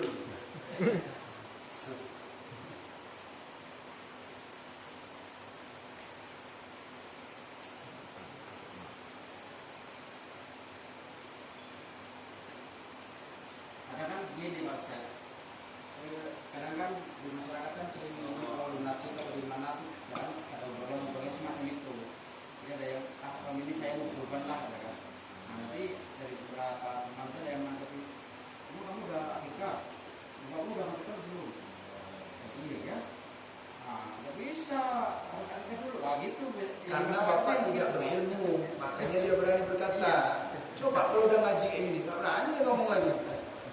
Gitu yang Tahu dia mana aura orang yang tak berilmu dengan beda itu. Ini baru ngaji. Ditesnya gitu. Ya. Jadi begitu. Awalnya saya begitu juga. Gitu ini. Tapi bukan berarti kita stop sampai situ. Kita gali yang kata orang. Kita gali. Ternyata tidak benar. Hanya cuma menakut-nakutin orang saja. Kapan pula hubungannya? Tidak ada hubungannya. Kalau ya bukan kaum ini malam dan rumah itu isinya ikan. Kedua ada turun sampai kan kemudian malam-malam Mana Pak Di? Ini bab kurban kok nggak bertanya, nggak seru, nggak ada. Berarti Ustadz itu untuk yang kurban kan hewan ternak.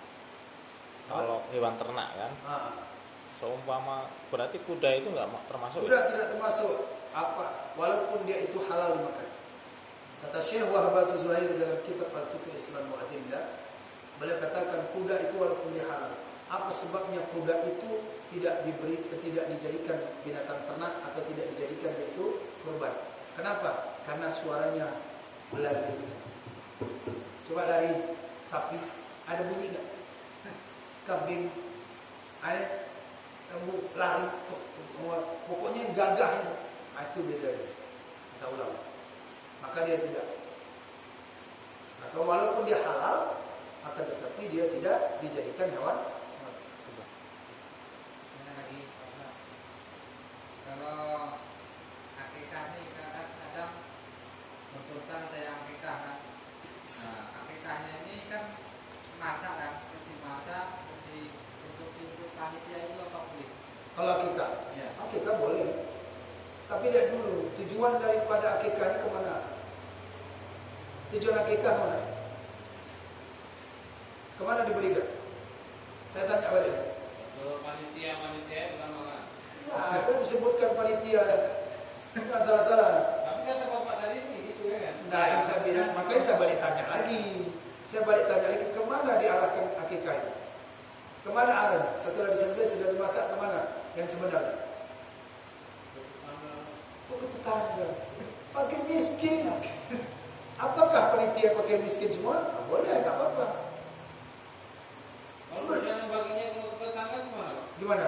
Ya lihat dulu tetangganya fakir miskin, utamakan fakir miskin dulu. Harus ada fakir miskin mencicipi. Selebihnya barulah santap-santap lah situ. Yatim piatu nggak ada disebut. Ada orang itu. Saya kan anak yatim juga. Lain itu babnya lain. Bab kurban ini, bab akikah ini diberikan kepada fakir miskin, bukan anak yatim. Anak yatim semua yang kita yatim. Nanti kalau yatim diberikan orang janda-janda, betul. Ada janda-janda jadi kasih muda, nggak ada dikasih itu.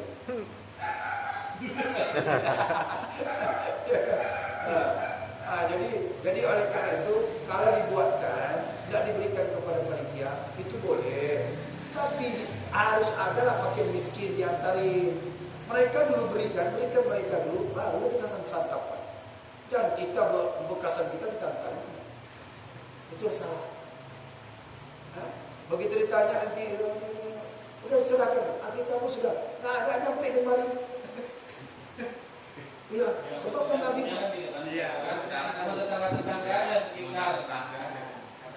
Itu tadi, utamanya harus ada setidaknya ada mencicipin fakir miskin. Mana yang kita anggap fakir miskin tetangga ada?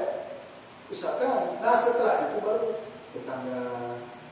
Ini zakat fitrah. Zakat fitrah kita berikan panitia amil atau orang fakir miskin. Itu dulu maksudnya. Jadi kadang-kadang ada orang kita lagi beli baju, akhirnya lebih banyak amilnya daripada fakir miskin. Yang kenyang amil, yang kenyang panitia diberikan santunan anak yatim, yang kenyang panitia bukan anak yatim kenyang. Maka masuklah ayat itu apa? Masuk ayatnya surah Al-Ma'un apa? Ara'aital ladzi yukadzibu bid-din fadzalika alladzi banyak dia itu, mereka itu meremeh-remehkan daripada yatim, memakan harta yatim.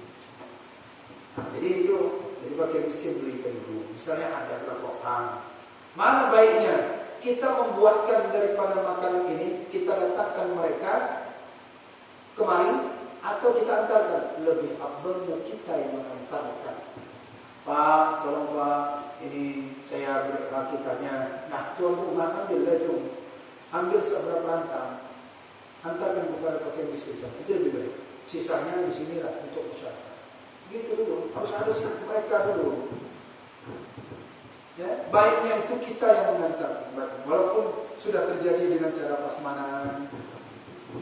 Itu tadi karena sudah jadi tradisi, lama-lama jadi hukum, betul kan?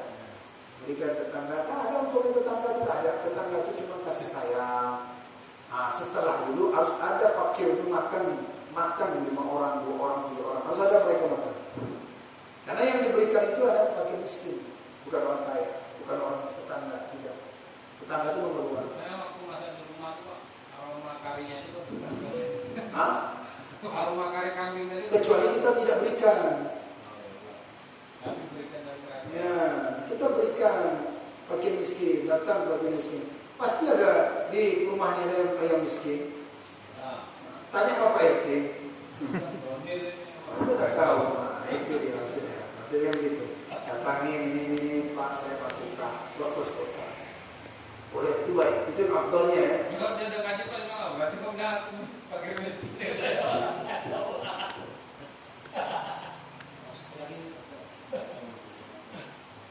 Untuk pembagian daging kurban ini Pak, ya, apakah boleh kita pilih-pilih orangnya gitu Pak? Nah, maksudnya gini, ini emak mampu nih nggak usah dikasih lah. Gitu. Ini bermobil, hanya cakap lah, aja kalau bermobil kayak apanya aja istilahnya, cashnya aja, batasannya. Rumah ya kan. Saya setahun sekali pun untuk makan gitu ya. Pasti tasnya, apa boleh kita pilih-pilih gitu Pak? Atau memang harus dipukul rata gitu? Kalau misalkan dapat setengah kilo semua.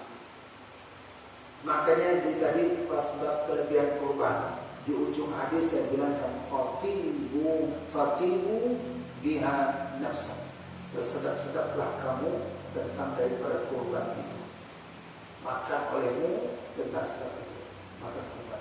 Jangan pilih-pilih. Itu menunjukkan bahwasannya jangan pilih. Jika ada orang yang baik maka kita, sudah beres.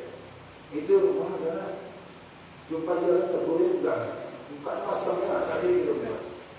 Nah, gitu misalnya kan, dia kaya tuh, tak usah kita, dia mampu dia tidak. Kurban itu diberikan kepada atas nama kaum muslimin. Tujuannya adalah filwati, menambah kasih sayang. Riqatul muslimin, menambah kasih sayang. Kalau dia itu kurbannya sunnah, kalau kurbannya itu sunnah, kalau kurban sunnah maka siapapun dapat merasakan.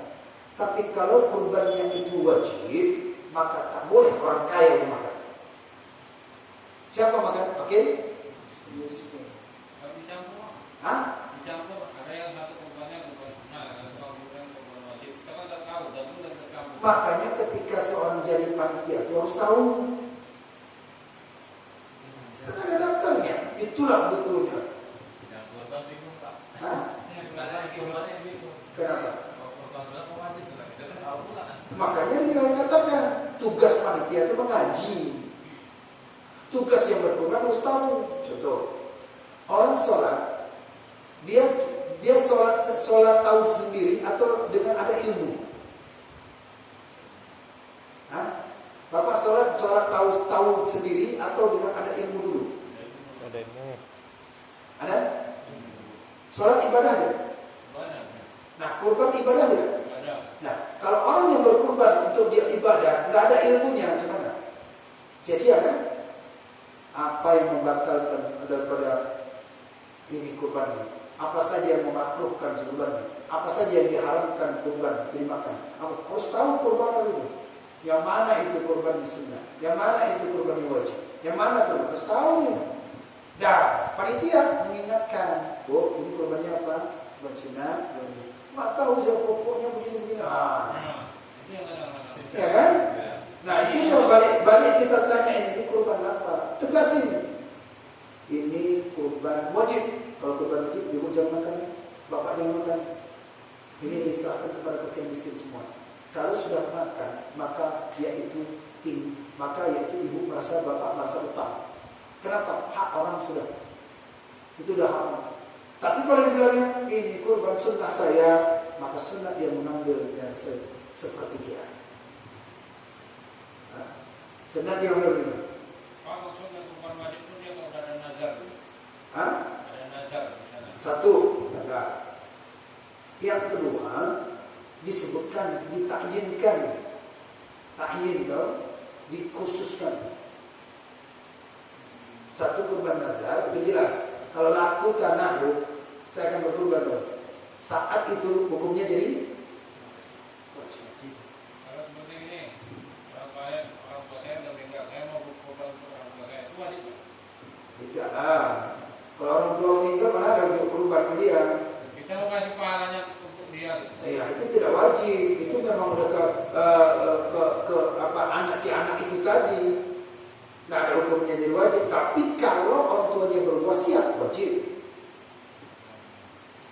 Nah, kalau mau anti mati, yang anti mati kurbankan wajib. Wajib kurbannya. Wajibnya itu dasar wajibnya itu wasiatnya harus dijalankan. Nah, bagi seorang itu kapan dia boleh makan, kapan dia tidak boleh makan. Jelas, ini yang sering panitia harus sampaikan kepada orang ini kurban atau kurban wajib atau kurban sunnah. Ada berazab? Tidak. Ada berazab? Tidak. Berarti kurban sunnah. Kurban sunnah, kalau sunnah boleh memakai. Kalau wajib tidak boleh. Apakah cuma kurban wajib? Nazar saja tidak. Misal, Pak Sigit berjalan, datang Pak berjalan tapi bawa kambing. Tak ditanya, Pak Sigit mana? Mau ke sana? Itu kambing. Ini kambing ini masih dikurbankan. Maka saat itu jadi wajib. Usolli fardhu isya. Isya ini disebutnya itu ta'yin, tasawuf ta'aruf ta'yin. Jelas ini? Ini banyak dilupakan orang ini, banyak tidak tahu nih. Kalau saat dia katakan ini kambingku, jadikan kurban, itu wajib ini. Maka dia tak boleh makan. Jelas? Tapi kalau dia katakan, wah ini kurban sunnah saya, maka boleh. Sunnah disebut. Ayo, ini panitia nih. Hati-hati. Hati-hati panitia. Sebelumnya Pak, kita sebagai panitia ini kan kayak kemarin udah terbentuk nih.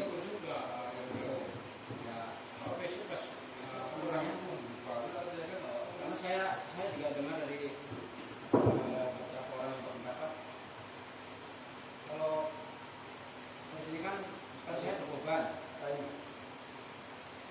Kan saya berkorban. Nah, nanti dari panitia Berkorban atau berkurban? Kalau korban perasaan. berkorban.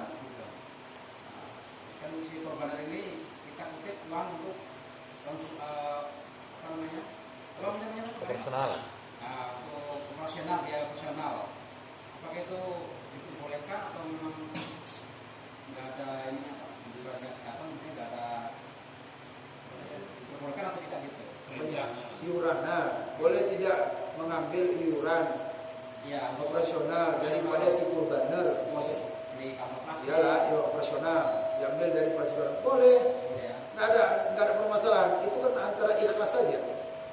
Kalau misalnya mengerti daripada yang kurbaner itu, pakai apa kita nggak memberikan kepada fakir miskin? Pakai tangan. Antara perlu kantong plastik. Yang tak boleh, Pak, ini kurbannya. Ini kurban saya, ya. Satu ekor kambing. Ini kurban sunnah saya. Oh, kurban sunnah. Tapi ada operasional ya. Berapa misalnya? Terserah berapa 100. Ini tuh apa ini? Untuk beli rokok haram. Jelas?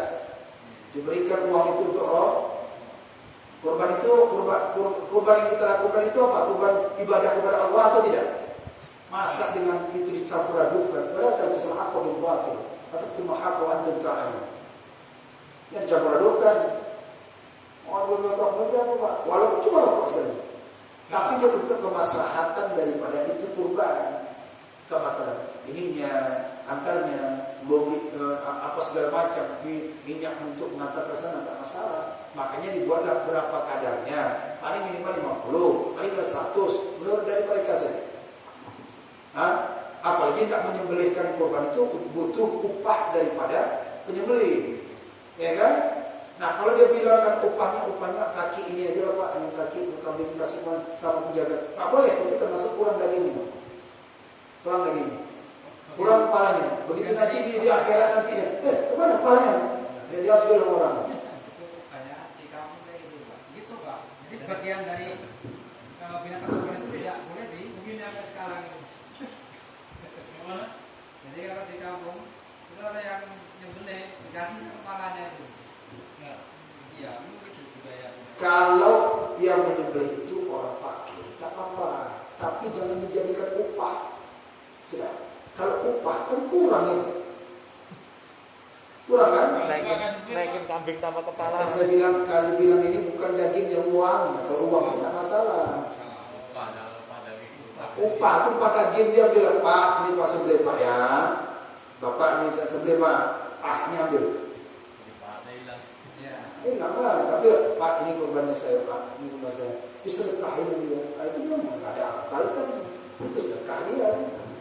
Makanya diberikan ke panitia berapa, panitia kan sudah prediksi ini 50. Saya gini Pak, ini kemarin hasil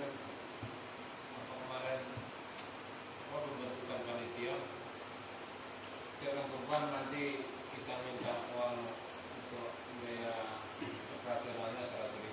Misalnya ada 5 orang 500.000, di kantong 500.000 buat kontainer.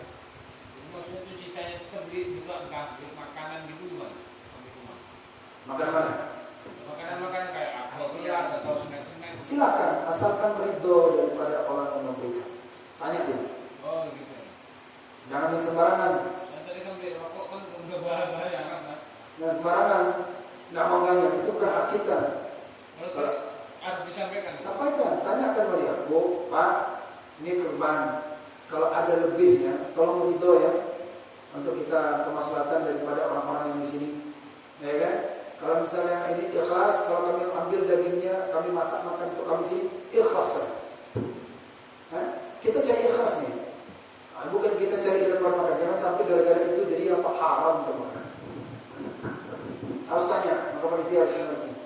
Gitu Pak, maksudnya nanti kan gini, karena 100.000 mungkin panitianya kan nggak kita masak daging banyak, ada tidak beli nasi bungkus lah, gitu kan? Secara pribadi saja, jangan sangkut pautkan ke situ. Jangan sangkut pautkan kepada dari sana. Kalau sisa uangnya, Nah itu tadi makanya saya tanya, setiap ada orang berkatakan, ucapkan. Jadi harus ada ikhlas. Jangan sampai kita nak mengambil, bukan hak kita itu. Dan hubungannya langsung udah seperti ini kan, misalnya ada untuk satu orang, apa yang kayak mana nih? Tadi minta 100 kata operasional, kenapa bilang ini nasi ini? Ada orang yang nuntut, tak bisa. Kenapa ini kan kita kerja sosial ini namanya, ya? Hubungannya dengan Allah ini sosial. Yang ini nggak ikhlas, ini nggak ikhlas lagi. Yang gara-gara itu, Bu, Pak, ikhlas Pak, di kami kalau ada lebih, insya Allah kami akan menjadi semua warga ini jadi apa? Akhirnya makan semua. Mana? Gara-gara cuma 10.000 warga makan masuk ke perut. Bagusnya bilang. Nanti akan Tanyanya kita gimana? sedikit, rapian gitu. Panas dalam.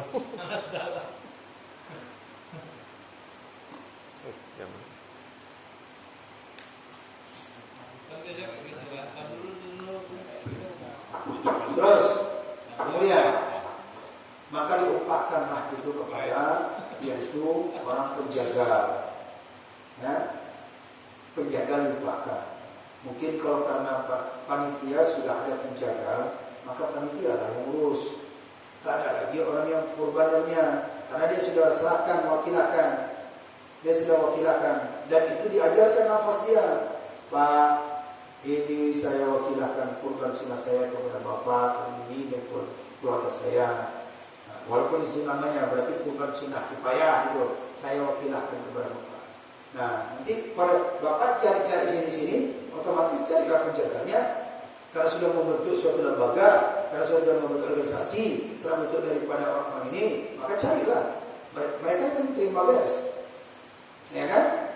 Mereka terima beres. Dia kasih operasional, dia kasih ini sodakoh. Nah, bahasanya yang enak sodakoh dah, pas saja. Biar dapat pahala. Kalau operasional tak dapat pahala bahasanya. Namanya sodakoh operasional, tambah lagi. Infak operasional, itu tambah lagi. Nah, gitu. Jadi oleh karena itu diserahkanlah kepada orang yang penjaga. Ya. Nah, orang yang penjaga itu, orang yang penjaga jangan sembarangan memilih orang penjaga. Jelas? Orang yang penjaga menyembelih jangan sembarangan. Bukan karena dia itu megang golok saja, bukan karena dia biasa menjaga di pancur, di pasar, bukan. Bukan. Boleh tidak? Hah? Ayo, masih. Yang menjaga itu boleh nggak siapa aja? Yang menjaga sini siapa? Biasanya. Siapa? Hah? Ada orang di sini. Ahli dia. Hah? Memang terbiasa menyembelih. Baru tahun kemarin ya. Tahun kemarin. Ya. Nah, Nah ini dia artinya kita cari yang baik. Kita cari yang baik. Dan ini kaitannya bukan kaitan sosial manusia. Dia kaitannya kepada siapa? Allah. Dan kurban ini mendekatkan diri kepada Allah. Orang yang menyembelih itu tentunya adalah orang yang saleh, orang yang taat, orang yang dekat kepada Allah, dan orang yang tahu hukum fikih kurban, bukan hanya main golok. Makanya diwajibkan ustaz-ustaz harus berani, imam-imam harus berani, karena dia mimpin. Sholat dia mimpin misalnya, ustaz dia mimpin, dia berceramah, dia ini. Maka kalau misalkan itu bisa dikurban, itu coba siapapun bisa menyembelih. Siapapun yang dijaga bisa menyembelih. Nah, ini kau cari yang kebaikannya. Makanya banyak ada orang saya nggak selera. Kenapa? Masa beliau ini yang kurban? Padahal takbir. Jangan-jangan dia sendiri nggak tahu niatnya apa. Ya kan? Anfulah billah bismillahirrahmanirrahim. Doanya sendiri. Apa doanya? Apa doa yang boleh? Allah maha kasih. Allah nah, bukan cuma menyembelih, harus tahu dia mana senangnya, mana fikirnya, menghadap kiblatnya atau gimana, mana apanya. Jadi yang menyembelih itu bukan hanya bisa menyembelih kurban saja, akan tetapi orang taat kepada Allah. Setidaknya itu adalah sholat wajibnya, itu tidak pernah tinggal. Jangan orang yang menyembelih itu orang yang sering pakai celana pendek. Itu sebaiknya. Bagaimana? Dia sementara dia perantara kita dengan Allah. Ya. Kalau tidak mau dia sembelih sendiri. 63 menyembelih. Nah, besar. Makanya saya katakan, kalau tidak mau menyembelih, sebutkan dulu. Bapak yang mau menyembelih kurbannya silahkan. Pak, saya wakil. Yang penting Bapak tawarkan. Karena kalau ada orang yang tak mau menyembelih sendiri, ya, karena ada orang menyembelih sendiri, tawarin aja, tak apa-apa. Kalau ada yang menyembelih sendiri, enggak, saya wakil akan aja. Paham?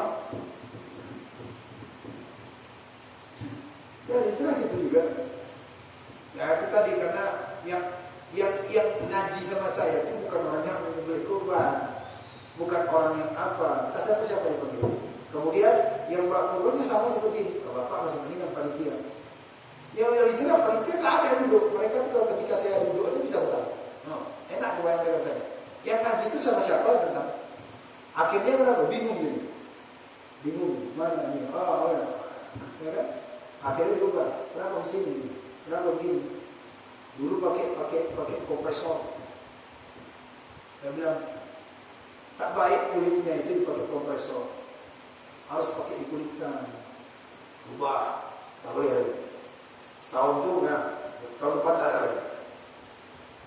Ya, kemudian saya bilang itu yang apanya itu ada niat tidak, sampaikan niatnya. Jangan-jangan dia berhenti sembelih-sembelihnya akhirnya tak sah kurban. Kenapa? Sebab karena tidak berniat orang yang menyembelih. Allah Ta'ala taqabbal minna minka fi fulan. Bismillahirrahmanirrahim. Apa juga inni wajjahtu wajhiya lillazi fatara as-samawati wal arda. Nah, itu doanya bagi orang yang menyembelih. Bagi orang yang tak mampu menyembelih, dia bacakan inna salati wa nusuki wa mahyaya wa mamati lillahi rabbil alamin. Baca itu sekali lagi. Jilid yang kedua. Nama Rasulullah. Bagi orang yang tidak sanggup menyembelih, itu otomatis perempuan. Jadi kalau ada laki-laki tak sanggup menyembelih, perempuan aja. Sunatnya laki-laki itu menyembelih itu. Kecuali dia memang tidak mampu sama sekali. Bagi orang takut dia begini. Sunatnya itu.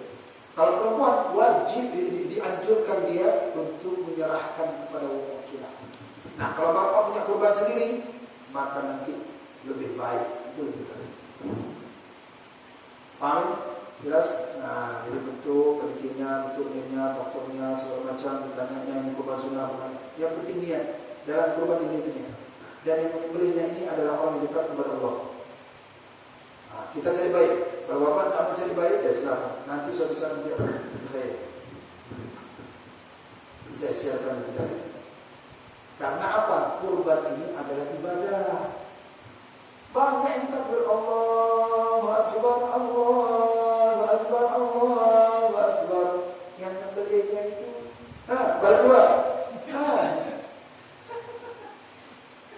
Sama kayak cerbeda ya. Coba ya, maaf ini nggak ada jadi. Ya, betul kan? Pasti ada terjadi itu. Kenapa? Karena kita orang awam yang tidak ada ilmu karena melihat, karena biasa dia pegang. Saya dulu belum berani juga dulu, tapi jadi tetap belum berani. Kenapa? Takut darah terpecik. Akhirnya semakin dalam saya ilmunya, semakin saya kuasai, semakin ini. Ustaz itu wajib harus bisa, imam itu harus wajib bisa. Imam itu mengayomi masyarakat harus bisa. Kalau nggak bisa berhenti jadi imam. Nah, harus ada luas ilmu. Bukan hanya berbab sholat, kalau sholat bisa aja siapa aja. Bisa Ustaz gitu, bukan hanya bab ceramah aja dia. Harus dia. Kenapa? Mengayomi. Jangan sampai dari mana. Kecuali tak ada lagi siapapun, tak ada semua. Kenapa Ustaznya pada sibuk semuanya? Banyak orderan di sana semua. Ya kan? Banyak dia. Tak mau dia dapat 300 ceramah di sana. 300 yang beli di sana. Orang Singapura 3 juta lah aja. Karena Ustaz banyak cari orderan yang ya kan? Jadi harus biasanya. Setidaknya orang yang di kampung di sinilah membayar. Tapi lihat siapa yang soleh, yang taat. Setidaknya itu dia sholat wajibnya tak pernah tinggal. Dan auratnya tidak nampak. Ini jangan sampai aurat nampak. Aduh, ini pula jadi wasilah perantaran kita dengan Allah. Ya Allah, gimana? Makan ini saya lagi. Paham ya? Ini memang terjadi di masyarakat. Tidak saya sampaikan saja. Itulah. Awalnya kita begitu. Akhirnya kita penting. Ternyata ketika kita teliti dari definisinya, benar kurban itu dekat kepada Allah. Nah, dekat kepada Allah, sementara sembelihan kita ini bukan kita yang beli, orang lain.